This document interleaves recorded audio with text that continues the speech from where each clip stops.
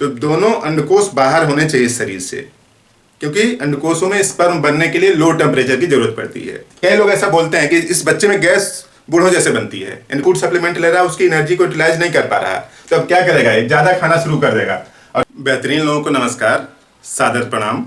आज इस वीडियो में बात होगी थायराइडिनम की, एक होम्योपैथिक मेडिसिन है जिसका बेहतरीन एक्शन है बॉडी के मेटाबॉलिज्म में। किस तरह से बॉडी को इन्फ्लुएंस करती है उसको समझते हैं। लास्ट में देख लेंगे कि इस मेडिसिन को कैसे लिया जाए। ये मेडिसिन छोटे बच्चों से लेकर के बड़ों तक सब में इक्वल तरीके से यूजफुल है, काम करती है। तो समझते हैं आज थायराइडिनम के बारे में।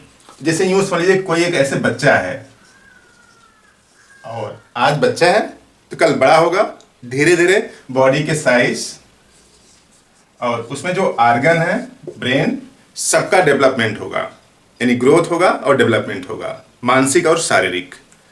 होता क्या है कि इस बच्चे का जो डेवलपमेंट है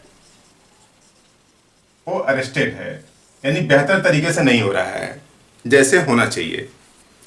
और इस डेवलपमेंट जो अरेस्ट है, मतलब अवरोध है डेवलपमेंट में, उसके पीछे बैकग्राउंड क्या है कि कभी इसको कोई एक्यूट डिजीज हुई थी, यानी एक्यूट डिजीज के बाद इस बच्चे का डेवलपमेंट नहीं हो रहा है, या फिर नेचुरली इस बच्चे का डेवलपमेंट बेहतर तरीके से नहीं हो पा रहा है, यानी आगे इसके बॉडी की जो पार्ट हैं, जो अंदर हार्मोन, केमिकल्स जो बॉडी के ग्रोथ को इन्फ्लुएंस करते हैं, वो एप्रोप्रिएट अमाउंट में नहीं बन रहे हैं।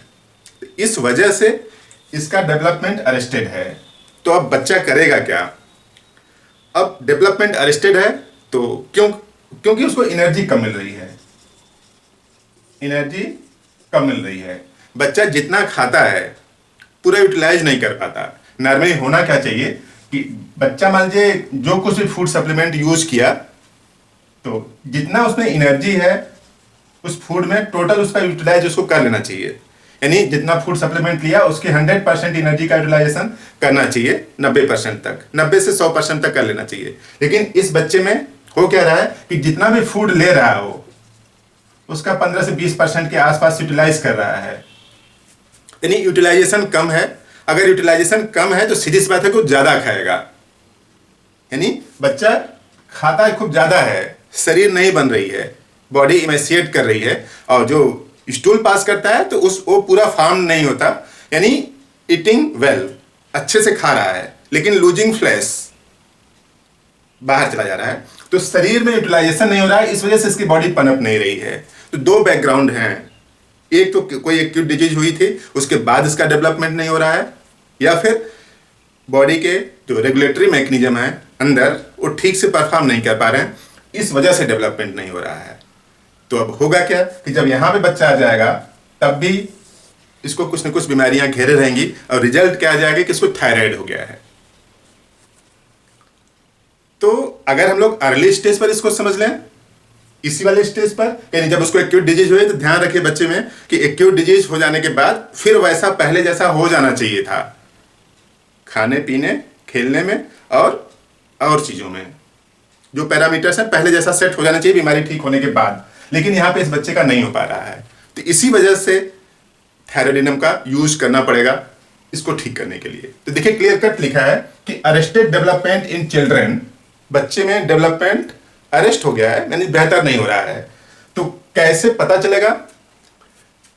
अनडिसेंडेड टेस्टिस, यानी अंडकोश दोनों या फिर कोई एक बाहर नहीं आया है।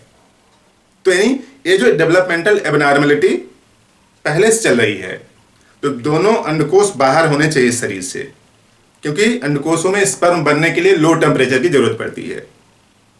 तो दोनों में या तो दोनों बाहर नहीं है तो कोई एक बाहर नहीं है, तो अनडिसेंडेड टेस्टिस, यानी बॉडी का जो डेवलपमेंट की प्रक्रिया पूरी नहीं हुई है, इसीलिए तो बोला गया कि अरेस्टेड डेवलपमेंट है। एनोरेसिस इन वीक चिल्ड्रन, बच्चा रात को सोते समय पेशाब कर देता है और ये रेगुलरली कर रहा है। तो अब दिक्कत कहाँ पे हो सकती है? जो यूरिनरी ब्लैडर है वहां पे कुछ दिक्कत हो सकती है ना, पेट में कीड़े भी हो सकते हैं। तो इस तरह से एनोरेसिस कर सकता है वीक चिल्ड्रन। और फ्लैटुलेंस, कई लोग ऐसा बोलते हैं कि इस बच्चे में गैस बूढ़ों जैसे बनती है, यानी खूब ज्यादा मात्रा में गैस बनती है। अब गैस बन रही है मीन्स भोजन का पाचन ठीक नहीं हो रहा है, अनडिसेंडेड टेस्टिस है, यानी टेस्टिस बाहर नहीं है, और वीक बच्चा है, रात को सोते समय पेशाब कर देता है। तो ये सब पैरामीटर्स हैं जिसके आधार पे अंदाजा लगाया जा सकता है कि बच्चे का डेवलपमेंट व्यवस्थित तरीके से नहीं हो रहा है। तो अब देखिए उसकी बॉडी यूटिलाइज नहीं कर पा रही है, जितना भी फूड सप्लीमेंट ले रहा है उसकी एनर्जी को यूटिलाइज नहीं कर पा रहा है। तो अब क्या करेगा, एक ज्यादा खाना शुरू कर देगा, और ज्यादा किसको खाना शुरू कर देगा, स्वीट को, मीठा को। क्योंकि बॉडी यूटिलाइज नहीं कर पा रही तो ब्रेन ऐसा सोचता है कि डायरेक्ट जो एनर्जी के सप्लीमेंट हैं, जो एनर्जी है यानी ग्लूकोज या फिर मीठा किसी भी तरीके से ज्यादा आए। तो डिसाइडेड क्रेविंग फॉर स्वीट यानी मीठा ज्यादा खाना चाहता है, मीठा खाने की टेंडेंसी ज्यादा है, नमकीन चीजें उधर किनारे कर देता है। तो इस तरह से थायराइड की वीकनेस अगर हो गई है बच्चे में तो कहा decided craving for sweet, sweet की डिसाइडेड क्रेविंग है, यानी इसको चाहिए ही चाहिए।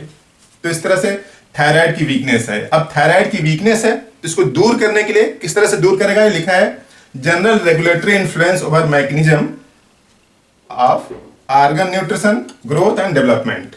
यानी जो थायराइडिनम है रेगुलेटरी मैकेनिज्म को व्यवस्थित कर देता है ताकि ऑर्गन का न्यूट्रिशन सही हो। अगर न्यूट्रिशन सही होगा तो ग्रोथ और डेवलपमेंट अपने आप सही हो जाएगा। तो इसको इन्फ्लुएंस कर देता है, रेगुलेट कर देता है उसी स्टेज पर जिस स्टेज पर वो रुका हुआ है, एक्यूट डिजीज के बाद या फिर बॉडी के अपने फंक्शन की वजह से उसका डेवलपमेंट नहीं हो रहा है।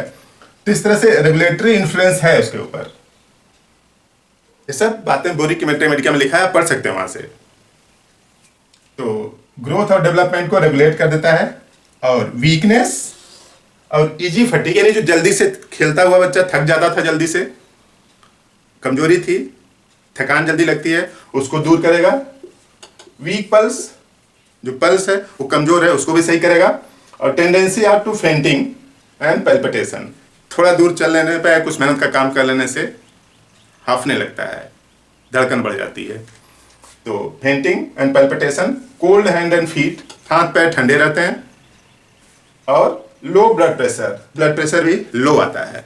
तो हाथ पैर ठंडे, जल्दी से थक जाना, थोड़ी दूर खेल लिया या फिर मेहनत वाला काम कर लिया तो धड़कन बढ़ जाती है। तो इस तरह के सिम्टम्स हैं थायराइडिनम के।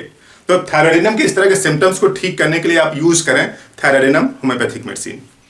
और यूज कैसे करना है, आप यूज समझिए कि पहले 30 पावर का यूज करें, सॉरी 3x पावर का यूज करें, 3x पावर। और छोटा टेबलेट है तो 4 टेबलेट, और बड़ा है तो 2 टेबलेट, 3 टाइम यूज करें TDS। 1 महीने तक यूज करें, उसके बाद 6x यूज करें, और इसको भी उसी तरीके से यूज करें जैसे 3x यूज कर रहे हैं 1 महीने तक। यानी 1 महीने इसको देना है, 1 महीने इसको देना है, और उसके बाद फिर 30 पावर की यूज करें। 30 पावर की 4 बूंद सुबह 1 टाइम,